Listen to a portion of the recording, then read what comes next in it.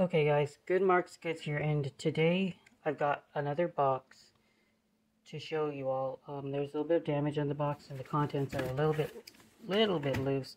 So hopefully this piece made it in 100% condition. What it is, so y'all may remember my one of my videos of my personal record for a single sold piece. It was a Redfield Rice wine pit flagon thing, wine pitcher. So I did find another Redfield Rice piece on Goodwill, and it did not come cheap. So I think I'm in this for about $100. But if it's still in good shape, if it's in as good shape as they were showing me in the pictures, there should still be some profit available, and it should sell for similar to what I was able to sell for the pitcher, which was about 330 odd bucks. So hopefully I can get similar. That's what I need to do, is like find like a couple good hits every month to sustain the store and my effort, make payments for the storage units that I rent, pay for shipping material. None of it's cheap. So let's see.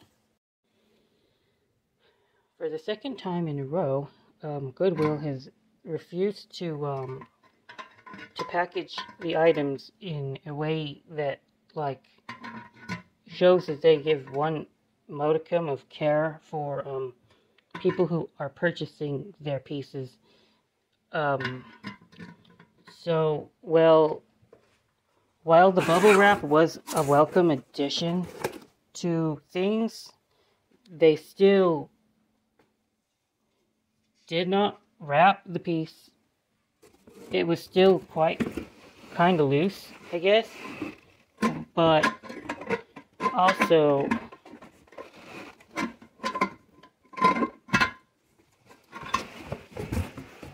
the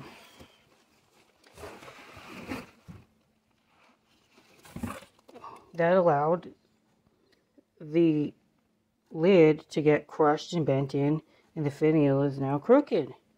What is going on here? Like, it's still, this is my problem with this now. It's worth enough that it will be worth fixing.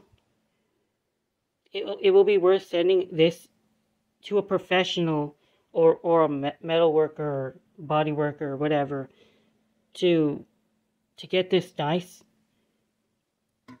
so I'll be able to sell this piece. But that's still going to be very expensive. Like, I was already in this piece for about $100 when you add all the taxes and the shipping and Goodwill fees and whatever. And now I'll probably have to spend another, like, I don't know, $40 in time spent trying to look for professional to get it back to resellable condition. It just, I'm just getting really, like, frustrated, you know? Well, the lid notwithstanding, at least the body is in pretty good shape. It's it is quite stunning. This is very well done plate, and it's definitely worthy of being repaired, and it should get a good home once that work is done. But let's see the bottom here.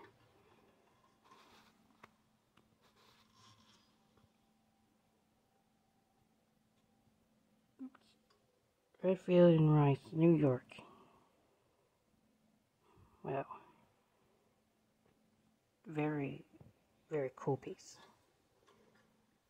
And as a picture goes, as a coffee pot carafe, I think they call them carafe. It's not too big. It's manageable. Like I've seen them go like at least this much taller. An FB Rogers one is much bigger. Hold on, guys. I got an FB Rogers one that I can compare to. Okay, so this is an FB Rogers piece that I recently acquired as well. And these I would call like a bread and butter item because they'll go for at least $80 almost every time. Eventually, they take like 6 months to a year to sell, but they eventually find a buyer.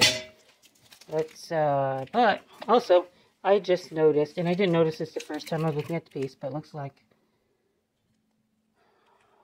the handles fell off or got detached from the side, the body. And this, if I knew how to solder, this would be a fixable, quite easily fixable as a defect. So as far as defects go, this is definitely salvageable. It's just, again, more time or effort or energy or dollars.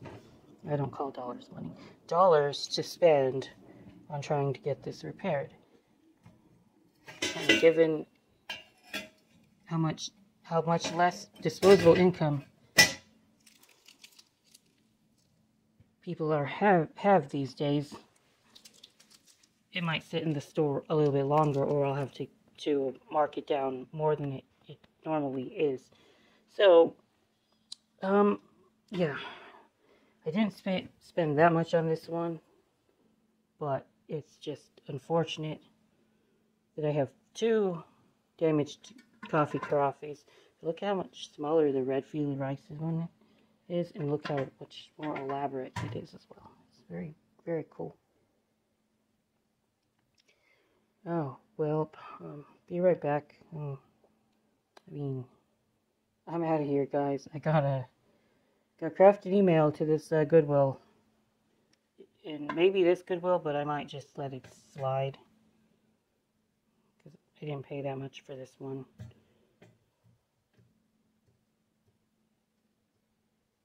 Yeah, gotta think. That's it for now, guys. Good Marks, goods out. Okay, guys, so I have an interesting update for the Samovar for the time being. A professional metal worker quoted me $72 plus replating, and I don't know how much that replating is going to cost, but I don't think it's going to be that much given the small size of the piece. So I am going to send the lid in, and Goodwill gave me a full refund for the piece. So that $100 that I spent for the for the piece, ends up going to the plating company in order to repair the piece. So Goodwill lost out. The plating company gained, the repair company gained, and I kind of got flat there. So I'm very happy with that. Hopefully they'll do a great job, and I'll be thrilled to show you all what it ends up looking like in the end. And I'll be even happier if I'm able to sell for a tidy profit.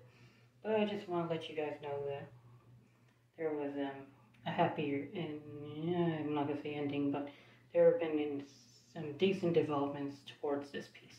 And I also learned that the quotes for these professional silversmiths, I guess they're metal workers, they can vary pretty crazy. This guy, I sent emails to 4 people that I found online for quotes. One of them quoted me $2,000 to $3,000. Like, okay, no. She pretty much said that it was considered to be a complete totaled wreck, and in insurance terms that would be, complete totaling the piece, and that she couldn't do much, and no matter how much she'd work on it, it possibly would never look passable again. And another guy said, okay, well, I'll quote you 200 to 300. And I hemmed and hawed about that, but I decided not to do that because it's just not feasible for me to do that, at least at a profit-wise. And then another one, when I was already losing hope, quoted me $72, and she seems to do pretty decent. I hope she has 30 years of experience. Of course, I don't know how the people under her, like her employees, they might not be masters at the craft. So we'll see what happens. Hopefully, I get a good-looking, passable repair, and